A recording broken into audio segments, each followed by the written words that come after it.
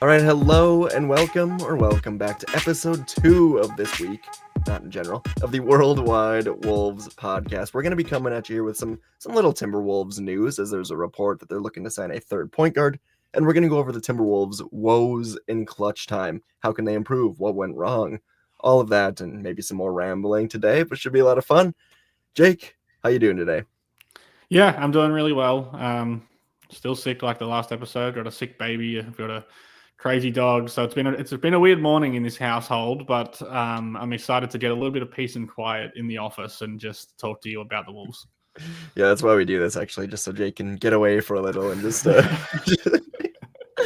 no, but there's reports out that the Wolves are looking to sign a third point guard, essentially. And this isn't, I mean, it is news, but it's not like it's come out and both of us are like, what? Who could have seen this coming? And the names that are being thrown out, I think mostly like the top two are Malcolm Brogdon and Bones Highland. There are a few others, but I would expect those two to be in the final running. Maybe I'm wrong. I honestly just think it's going to be Bones Highland. Tim Connolly freaking loves Bones Highland, and I would have no problem with that. We mentioned last episode that would be a stamp of approval or some faith in Rob Dillingham if it's a guy like Bones Highland, who I think is just, a different player, more of a just come off the bench and score. So, yeah, third point guard for the Wolves.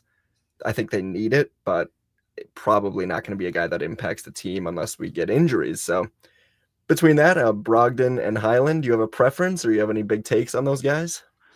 Not really. I mean, I think I want to see them lean into some Rob next season and see what they have with Rob. So I think I'd probably prefer Bones because I actually think he's probably a worse player, if that makes sense. But if you're looking for just cover, a guy who can maybe play more minutes, if Conley gets injured or if Rob is just unplayably bad, then maybe Brogdon makes more sense, or another player kind of similar. I think Campaign maybe was mentioned as well by John Kay. So He's still out there.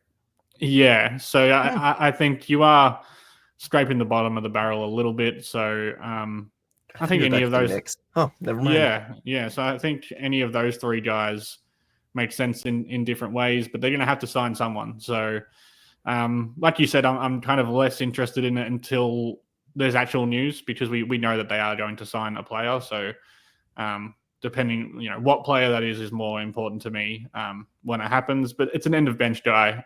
We kind of know the rotation and the team we're going to see. So until we get some more news, I guess I'm not overly excited. Yeah, let's get Bones back in here. He's a lot more fun than Malcolm Brogdon. That's He's a my good, my yeah, take. and he's a good Bench bench guy. guy. Yep. I was because obviously he has a bit of a reputation for being unhappy about his minutes in certain situations. So I was a little bit surprised at how good of a bench guy he was. He seemed to embrace that role. Yeah, I mean, playing next to guys like Anthony Edwards might just do that to you. So Ingles adjusted very easily to that role. Highland, it's the Wolves culture. They've been raving about it for decades. This Wolves culture around here. So bring anyone in, they'll be happy with their role. But the main topic of today's episode is just going over the clutch time, just overall broad spectrum of last season and what went wrong because it was really bad until the playoffs. But that's a small sample size. We'll touch on that. Where do you want to start with this? Well, first I want to give a shout out to Joe Hustle Play 3000 on Twitter, who is a supporter of our show, supporter of all the stuff both of us have done in the past. He direct messaged me actually and said, "I've got a content idea. Let's talk about some clutch stuff." Like it was such an important thing last season, which I very much agreed with. And yeah, like this team would have been, I don't know what the 4 seed, the 3 seed, if they were just like decent in clutch, they would have been hosting a playoff series. So it is a thing that maybe we have glossed over a little bit so far because when I think about it, maybe it was the most important thing last season as to why they weren't a better team. We're talking about a team that was minus 8.4 net rating in the clutch. Like that is horrific. The team, there's only one 23rd in the NBA, by the way. There's 2 playoff teams in the bottom 13 net rating in the clutch teams, and that's the Wolves, who were the 23rd worst, and the Pistons, who were the 24th worst. The teams around them are Portland, Charlotte, Phoenix, San Antonio, all better than them. The teams that were slightly worse than them were Washington, Brooklyn, Philly, Miami. the bad teams are bad Bad in teams. clutch. Yeah. Yeah, like so it's kind of surprising that the Wolves were a good team and did make it out of the play-in, and then obviously make the Western Conference Finals despite being an awful clutch team for 82 games. So yeah, it's not the weird thing. I mean, I guess we can start with this. The weird thing for me is that it's not just the offense, which we always are a little bit Yep. skeptical that the offense can have these really low flaws. Is that their defense was atrocious in the clutch. It was worse than Like, the offense. yeah, way worse. Like it Yeah. was. What's that? Almost over 8 points per 100 possessions worse than the offense. 114.8 defensive rating, 24th in the NBA. Ew. Yeah. So yeah, they just but it still feels to me that offense is the problem. I don't know why. Just because I don't know what they can do. I don't know how to pinpoint why they're not. Apart from to say they need to be better defensively, I don't know how to pinpoint what went wrong defensively because this is a good defensive team with a high defensive floor. But they weren't good in the clutch, and part of me thinks that the offense is part of that reason. You know that they just get so discombobulated offensively. Turnovers lead to bad. Turnovers. Like their turnover percentage was, 14.3% of their possessions in the clutch were turnovers. Again, the teams below them were the Bulls, the Spurs, the Pistons, the Jazz, the Hornets, the Clippers, actually, which is weird, and the Nets. So again, bad teams turn the ball over in the clutch and miss shots, long rebounds. Teams. Yep. Teams kind of not having to take the ball out of the rim because they're just not making enough shots is another reason I think that kind of contributed to that. But also they just need to be better. You need Jaden to be better. You need Rudy to be better. All the guys you expect to do the good thing defensively need to be better at doing the good thing next season. Yeah, certainly. And just, on offensively, I'm gonna throw a little game at you here. Of the Wolves' 5 best offensive scorers: Anthony Edwards, Julius Randle, Jaden McDaniels, DiVincenzo, Naz Reid. Let's take their overall field goal percentage and their overall 3-point percentage when taking just like regular game time and then then going into clutch time. Out of all those, there'd be 10 stats there. Yep. How many of them do you think are better in clutch time as opposed to just overall? 0. Yep, 0 for it's insane. That felt like a pessimistic guess as well. For all of Edwards, Randle, McDaniels, DiVincenzo, Reid, their field goal percentage and 3-point percentage was worse and dramatically worse for a few of these guys. Yeah, because you expect it to be a little bit worse. Like you expect everyone's a little bit worse in the clutch. Everyone's defense is a little bit tighter. Like it is. Great clutch players still don't shoot 60% in the clutch, kind of like, but the drop off is the problem. The reason and the uniformed drop off from everybody. Yeah, Anthony Edwards shot 32.5% from 3. Naz Reid shot 20% from 3. Jeez. How is that even maybe small sample size, but at the end of the day, Naz Reid also didn't play well in the playoffs, so maybe it's a bit of a. He's just not built for the lights thing, but I don't think. I'm looking at it now, like Jaden, who was a bad 3-point shooter last season, shot 19%. Yeah. So 40% overall, and he was a good shooter from every other part of the floor. So I think. What do you think this is? Why do you, apart from because we can just sit here and say, they choked in the clutch, but that's not really. I mean, it might be true, but it's not really content friendly, analysis friendly. Like, is there other reasons than to just say these because they were great in the playoffs? I think it can. You can start at over-reliance on Anthony Edwards. I don't know if hero ball is the right word, but just Anthony Edwards in general. His usage percentage was 40% in the clutch, which is kind of absurd. I mean, that he's your best player, so you'd love him to be doing that. But then I think Randle was 16% usage in the clutch. So let's move the ball around a little bit more. Maybe that's coaching. We can touch on Chris Finch. I know you've got some bones to pick with Mr. Finch sometimes, so you could handle that. But the clutch I think is definitely an area that Finch I think takes as much blame as the players. Not more blame than the players, but as much blame as the players. Yeah. Well, when I say agree. Anthony Edwards' usage, do you agree with that? Yeah, I completely agree. I think the usage and the type of usage that he got. I mean, in general, they just need to run more plays. And you can't spend a whole clutch time period just running set plays. But I think you need to have 2 or 3 go-to plays that can get you a bucket or get you a good look, and then you can't blame the coach. If you run a set that gets Ant a good 3 off the ball, if you run a set that gets Randle a mismatch in the post, and it can lead to either a one-on-one mismatch chance or a double team kind of happening, and he can kick out to a 3-point shooter. If you get Rudy a look in pick and roll, any of those things, anything, get Jaden a good look at the rim. Like, if you do that, doesn't, and they miss those shots consistently, then it's great coaching regardless. Like, all you're trying to do is get a good look in these last 5 minutes of close games. Get 5 good looks, 1 good look a minute. You can still you probably get 2 to 3 possessions per minute.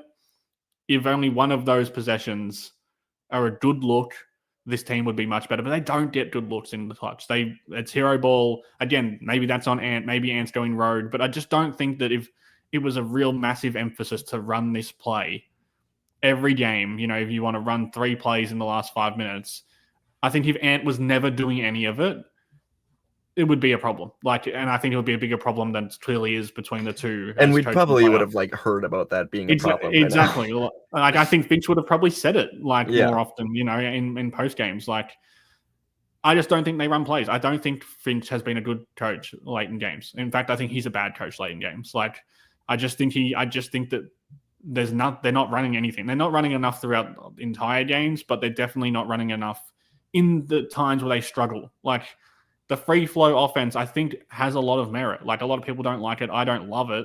It has a lot of merit because you can't game plan against randomness. That's the logic behind that, is that teams can't scheme against a random offense. And if you're running set plays all game, you will get scouted into oblivion to the point where you just can't run those plays anymore. So I do understand that. But in the clutch, you need to have, say a playbook of 15 plays or whatever, and that these guys know hands down can get them a good shot. They did a little bit of it with some horns actions a few years ago with Cat especially, and they didn't do any of that last season. I just think that, the over-reliance on Edwards without a real clear game plan, kind of giving the ball to Ant and saying, he wants to be the hero, and they're allowing him to be the hero. They're kind of enabling him to play hero ball, I think. So I think more actions and more diversity, like you kind of alluded to, just in terms of who's shooting the ball and where they're getting the ball.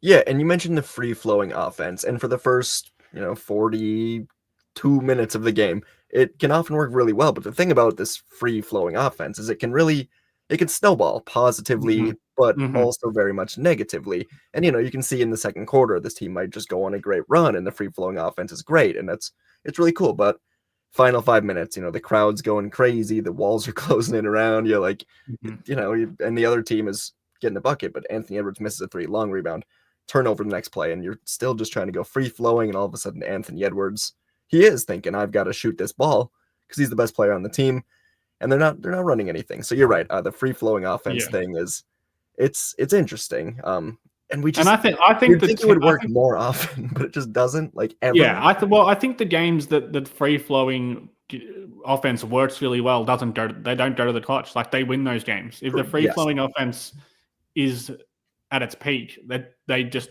win by 15 points. But I think when it gets these close games, it's often when the free flowing offense has been hit and miss throughout the game. And like you said, I feel like it does feel like Ant is kind of well, everything's stagnant, nothing's really working. We don't know what we're running here. We're just going to run some high pick and roll with, spread floor pick and roll. I'm going to shoot. And I think that's why the turnover numbers are high as well. I think that's why they're a high turnover team in general, is through the free flow offense mentality. Golden State were like that as well at their peak, with really high turnover and really free flowing. So again, that's kind of par for the course with this kind of offense. But you're looking at Ant, who had more turnovers than assists last season in the clutch. Randle had 9 turnovers, 10 assists. Gobert obviously more turnovers than assists. Naz Reid had 1 assist in the clutch last season in 65 minutes. This isn't a team. Even Conley kind of 12 assists, 4 turnovers, which is really good. But Conley played way less minutes because they kind of couldn't justify having him on the court in a lot of these defensive lineups. So I think one thing I want to see that's not run more plays is I think they should go to Randle more. I just think they need to make Randle a bigger part of this clutch equation. Like, he was kind of just an afterthought, and maybe again that's on Anthony Edwards kind of wanting to take over. But like 30 total field goals in the clutch last season in 125 minutes just feels super low for Randle. Yeah, usage of like 16%. I mean, it's crazy. Yeah, like, and shot 47% on his clutch shots. Like, got to the free throw line 21 times, which I guess shows that he shot more than 31 times. But like, I think Randle is, in terms of creating an advantage on this team, I do think Randle is still like the easiest option because it's, and they're going to double him, they're going to send bodies at him. He creates advantages for himself and for others all game long. But like, in terms of, let's just dump the ball down to Randle for, if we're talking about those 3 possessions per minute, offensive possessions. Can one of those be a set play? Can one of those be a Randle post up? Can one of them be let Anthony Edwards do whatever he wants?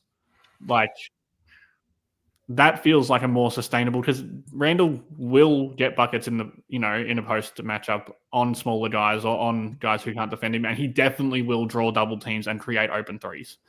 So that's kind of where we're at, I think, with that. I just feel like Yeah. I feel like he just becomes like he just is more in that Gobert, McDaniels, like, he'll get the ball if he gets the ball. Right, and yeah, it's got to be better than that. And I do have more faith in Julius kind of as this summer goes along. When we started doing this, it was me kind of projecting other guys that could take Julius's spot. But now that he's like on the roster and we're talking about this team, I do think his place is cemented, and I do like the fit more than I initially did. And yeah, I mean, in clutch time, he's option number 2, like without a doubt. And he's last year it was Jaden. Jaden took the second most shots in clutch time. I don't think that was intentional, but this year that's because they leave him open. Yeah, exactly. Like, intentional on the Wolves part. I mean, like, it shouldn't be like. Yeah, exactly. And that kind of goes to show what we're talking about is defenses get more structured. They get more they're gonna lock in. strategic. Yeah, like, they really focus on, how do we win this game? The game's there to be won. What's one thing we can do to win this game? And one of those things often was, let's send a body off McDaniels consistently every single possession. No matter what, whoever's defending McDaniels, you're going to stop Ant when he gets in the paint, or you're going to prevent Ant from even getting in the paint. So and they would do the same thing with Randle if you put Randle in post-ups. But I do think that Randle, it's just a different look that they can go to. If they're not going to run plays, it has to be more than just Ant high pick and roll. Hopefully he makes a 3. Or hopefully he can get to the rim and get fouled. Like, that just doesn't seem sustainable. And it's, when you think about it like that, it doesn't seem that surprising that they were a bad clutch team. Yeah, I mean, it's something that's got to be fixed. And I do think Julius, big part of the answer. The point guard position, Rob and Mike, I don't have much faith that they're going to be solutions to this. And I think a couple years ago, Mike was someone who, when this free-flowing offense was collapsing in on itself, he could certainly help to center it. But, as he gets older and plays, honestly, just less closing minutes, it is more on Anthony Edwards and a Julius Randle to be that stabilizer and to slow things down. And if it ends up being that Rob is really good, I don't think he's going to be that slow down stabilizer. So it depends a lot on those two, the number 1 and number 2 options to just rein it in a bit here as this offense is out of control. Yeah, well, that's the thing, is that in general, I think I've said a lot on this podcast, is that Ant needs to get better at the point guard stuff because he's asked to do it a lot. So I think, I'm looking for Ant to do more point guarding next season, in terms of, like, if Ant was going to get better at anything, I think it would be like the stuff that point guards do really well: controlling tempo, running the offense, being able to get you into a set rather than just kind of free flowing.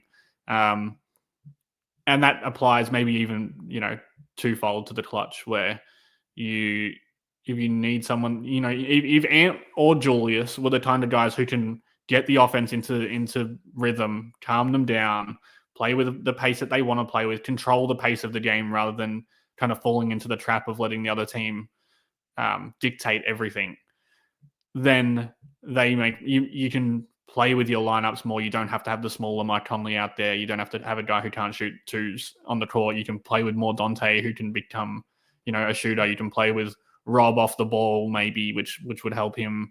You can do a lot of different things. Last season, you can play with more Nikhil, which was important. He was a good clutch player and just a guy who made sense in those lineups. So it is going to be down to Edwards and Randle, like a lot of things are. But I think maybe they can share a bit more of that responsibility next season. And maybe Finch, after the playoffs, does trust in that. Yeah, I think so. I mean, if there's one person that's going to be on Julius Randle's side, it is Chris Finch. But I'll ask you, like, with Chris Finch and just with lineups in clutch time, are you someone who prefers maybe the consistency of the main five fighting through it? Let's say in like a few games in a row, they're struggling, or are you like Naz Reid's having a really good game? Does he close despite maybe, it not being the more consistent lineup? I'm pro ride the hot hand pretty consistently, but I think we've seen, and Finch has adapted more to this, but at least in the beginning of years, he seems to be more ride the consistent unit rather than the hot hand. But curious to see if that changes at all with, first of all, Naz Reid getting a payday and becoming a much more important player. And if Dante can rise to be a better player if he closes more often as well. But yeah, I mean, I think you've got 7 really good players. Well, 6 really good offensive players. Then, sorry, Rudy. Sorry, Mike, but 5 really good offense. What was the quote? He has to play offense. Unfortunately, right. Rudy has to play offense. Oh gosh, but yeah, I mean, if there's a hot hand, do you prefer that over I guess the starting 5 more so? Yeah, I definitely prefer that. I think it lost them some games in the last few seasons, kind of not riding the hot hand and just trying to shoehorn back in that starting lineup or the lineup that you feel more comfortable with, which is not a Chris Finch exclusive problem. No. A lot of coaches do that. It's this same complaint is going around a lot of fan bases throughout the season. So, especially the Nas Julius kind of dynamic, I think you really need to get that right on a night-to-night basis with Finch. And I think, in the playoffs, I thought he did a fantastic job of it. Like, I thought he rode Randle as long as he could ride him. There was still multiple games in the playoffs where Randle didn't close, and he was awesome for pretty much the entire playoff series, especially those first 2. Right. And Nas still was closing, or Rudy. A lot of games where Rudy didn't close in the playoffs. That big man rotation, I think you need to get that right, because you can really win a lot of games or lose yourself a game with either Nas being really good and not being on the court, or Randle being really bad and being on the court, or Gobert kind of, the defense is picking the offense of the other team is picking him apart a little bit, or he's hurting your offense too much. Like you really need to be diligent on when you go to those lineups, and that's a tough gig for any coach because they're a weird trio of players. But I think they probably got that wrong, especially in the first half of the season, more than they got it right, and then maybe found a bit of a rhythm in the second half. It's a trio of players that is weird, but it's a trio that they've willingly signed up for.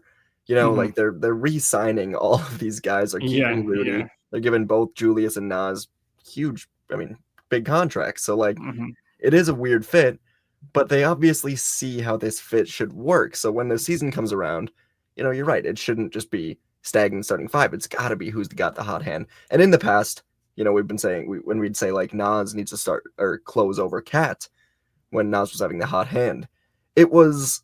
I want to say it was unrealistic a lot because of league politics. Nas was making like $2 million and Cat was making like $50 million. And sorry to say, that's just the reality of who's going to close the games a lot of the time. So it was weird. But now that politics is it's much more even with the contracts. And that's an important thing, whether you want to, admit it or not. It just is. So yeah, it definitely is. Yeah. And now there's no real excuse, for Finch or for whoever is making those decisions, or if just the pressure, Finch probably doesn't have that same pressure to play Randle over Nas, or to play Rudy over Nas, or whatever it is, because they're all getting paid now and they all probably deserve to be out there. And it's easier to sit someone down and say, they're not Randle's not going to complain to Finch that he's making 5 times the amount of money as someone who's on the court. But yeah, it's a Unless weird it's conversation. TJ Shannon. Here comes TJ Shannon closing. It's a weird conversation because it's a little bit like shooting in terms of like some teams are really bad in the clutch one season, really good the next season. And some teams are always good, but there is a little bit of variability to it because it is quite volatile. But I think when you're consistent, the Wolves were even worse the season before.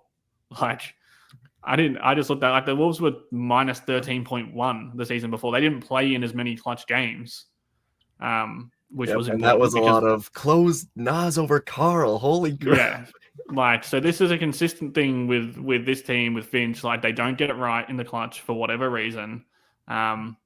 So I think I hope next season isn't more of, well, we just need to be better in the clutch. Like, we just need to be better closing games, more mature. Those things are all true. They do need to be more mature, more game plan, nail the game plan more often. But I do think there needs to be like a dramatic shift in terms of what can we do, like not just what can we tweak. I think it's like, what can we do completely different? We need to completely rethink what we're doing here because we've been one of the worst clutch team in the league for the past 4 seasons. So yeah, like it's not a volatile shooting luck kind of thing anymore. It is a consistent problem that has cost this team playoff positioning. Even the season before, like the season before, they were obviously a really good team, but like they were one of the worst teams in the clutch. So it's impossible to say that they wouldn't have been better if they were better in the clutch. Like they played 36 games the year before, which is still pretty high. And they were 21-15, which is a winning record, but they won a lot of games in that season. Like it feels like if they won a few more in the clutch, they could have been the number 1 seed, and they might have had a different path to the Western Conference Finals. So, it's a consistent problem. It needs to change. They need to revamp what they're doing. They can't keep putting this pressure on Ant. They can't keep letting him take all the pressure for himself. It's not just a Finch problem. Like, it's an Ant problem as well. So, I don't have all the answers, but I'm very adamant that it needs to change. What do you make of the shift statistically in the playoffs, where I think they were 4-1 clutch record, 154 offensive rating, like a 97 defensive rating, just an absurd net rating. Like, to me, I look at that and almost just go, that's absurd in small sample size. And it was also, they took advantage a lot, I think, of their size. But I mean, that's pretty absurd to just shift from being horrible in the regular season and then the playoffs to being the best clutch team. I think it was matchup driven largely. Yeah, and it probably was. And you can't hand wave it completely because that was a huge worry for all of us going into the playoffs. Was like, you can see this team losing a playoff series when they're up with 7 minutes left and then they lose, like, because that happens so often during the regular season. So there was definitely some growth there. Again, it's hard to look at the numbers and think that is sustainable, obviously. Like, their assist percentage was 80. So they assisted on 82% of their clutch field goals, which is crazy. So it was good to see them. Playoffs, you're saying? Playing the playoffs. Yeah. So it was good to see them moving the ball, like doing, that's the kind of stuff that I think we didn't see during the regular season. This is not a high assist team. It was a high turnover team. Like, it was a low assist to turnover ratio team. They still turn the ball over at a pretty high rate. Like, 13.5% of their possessions is just slightly lower than the regular season. So it's not like they cleaned up everything, but it did seem like they moved the ball more. They obviously made more shots, and their defense was really, really good.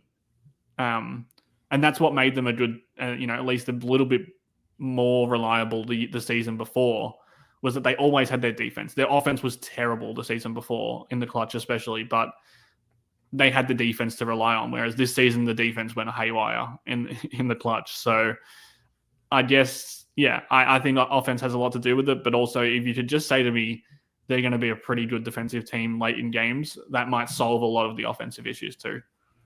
Yeah, I'm with you. The playoffs, it's an interesting case just because of who they were matched up against, and both times until the Thunder, it was like, oh well, Hmm. size advantage. So, Do we which know if any of those Thunder games went? There was got to be at least one of the well, Thunder game that went to the that's clutch, wasn't there? probably their one loss. If they went 4-1 in clutch time, but I, I don't A game, recall. game four, I think. So they won game three. Game four was a close game Yeah, that they okay. lost. So maybe that. But then I also felt like I mean I remember that game quite well. That was an insane game. Like I don't think they really played. They played well in the clutch. That was just both teams were going shot for shot for the whole game. Shea hit a bunch of ridiculous shots. Jalen Williams hit a bunch of Jalen Williams hit ridiculous shots all game long in that series. So, in that game four, so maybe they found something. Like at least they have a little bit of film to be like, look, Yeah. we did this in a massive moment, last season. But I mean, it was 17 total minutes of clutch. So Yeah, I mean, like small sample. Yeah. it's very small, but at least they can. Hopefully, when they get back in together and they're talking about the clutch, which I hope they are a lot, they can put that up on the video and kind of go through what they did well there and build a basis off that. Do you have the summer league clutch stats? No, just kidding. I wish I would look at them. Yeah, true. All right. I guess yeah, that's about. I mean, you got anything else? Any other crazy clutch stats to throw my way? No, not really. It's been a very stat heavy Yeah. episode, but that's kind of what it's like in the clutch. With the clutch stuff, It'd be it is weird a if we weird. just kind One of thing I went will on. say is that Yeah. it's weird. It is still a weird arbitrary line that we just apply to 5 minutes under 5 points. Kind of like winning games late, winning games in general is just as important to do it with 9 minutes left in the fourth quarter. Like Right. again, I've mentioned on a couple of these episodes, I've been watching a ton of games lately, and what Ant is really good at is putting a team away with 8 minutes left in the fourth, like hitting back-to-back threes when you're up by 4, and taking it away from clutch time. And that's not to excuse these messy numbers that we're looking at, but those are just as important. The big shots in the third quarter, like everything is just as important as not as important as late in games, but like it diminishes a little bit of the importance of those things to just look at the clutch time in terms of, like Mike Conley barely made a shot in the fourth quarter all season.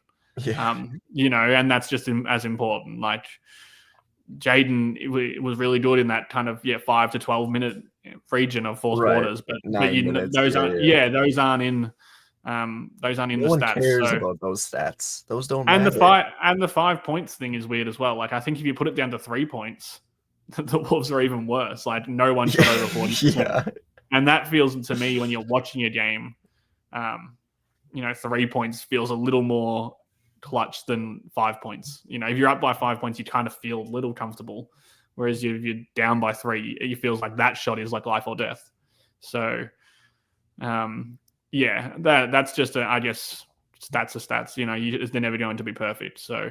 Yeah, and if this wasn't a stat episode, it would have been a lot of I wonder what they did in the clutch with no Yeah, numbers to back it exactly. up. So You need to kind of anchor it in numbers somewhere. But yeah, I don't know. I think it will be better next season, but it does need to be a focus. And I think that my main 2 takeaways here would just be find some plays that work, some quick hitting plays, a down screen, a horns action, an exit screen for a 3, something that has multiple counters as well. Something that what you can do if it doesn't work, where you can flow into something else, and give Randle the ball a bit more. I think integrate your second best player a little bit yeah, more. exactly. Like don't have him as the afterthought if Ant can't find something. Yeah, and just don't let the defense completely take him away, which they somehow appear to do. Yeah. All right, yeah, I mean, good. This was a good episode. It's good to go over just a lot of numbers once in a while. I don't think we've really done it so far. So I love the numbers. So this love is numbers. right up my alley. The Anthony Edwards episode had some numbers if you like numbers. So go check that one out. Anyways, yeah. Got anything else for me? Nah, I'm tired. Me too. It's 8 p.m. It's 9 a.m. here, 10 a.m. But I'm tired. Yep. I don't blame you. I've got some Minnesota Twins baseball to watch tonight, so that's what I'm gonna be doing. But Is that going well? Is it? No. No, I didn't think it was. No, they traded everyone. They're actually employing less people. No, I was gonna make a joke, but you wouldn't get it because you don't watch baseball. So, just I would have laughed anyway. Like I would have. I had trouble finding it, so I had to say that whatever. I will always laugh at your jokes, Troop, even when I don't understand them. It's nice. My girlfriend does not, so it's good to have someone that will. So Yeah, I same. appreciate that. Maybe we should just come here and laugh at each other's jokes. Exactly. And just get some validation. That's what this is for me, actually. For you, it's to get away from the busyness of the house. It's just to get a good laugh. But all right, I'm gonna go now. This was fun. We'll be back next week. Throw some topics our way. We've got some stuff, but should have said this at the beginning. But subscribe and comment to us.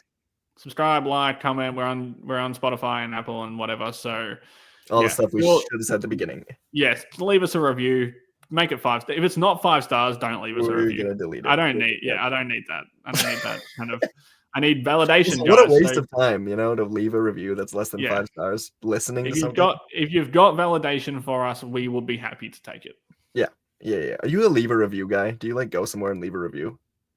Not really. And sometimes on a podcast or something that I like, I will do a 5, especially if it's a smaller one. It sounds like I'm just trying to make people do it for ours, but I will do that. But in terms of a restaurant or something, I never do.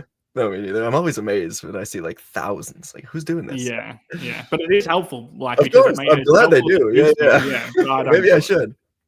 But I don't have the heart to leave a 3, so I can't do it. No. I mean, especially not write a review as well. Oh my God, write a 1-star review. That just feels very Karen-ish to me. Exactly. So I won't do it. But you all should, and especially for ours. All right. Thanks, everyone. See you next week.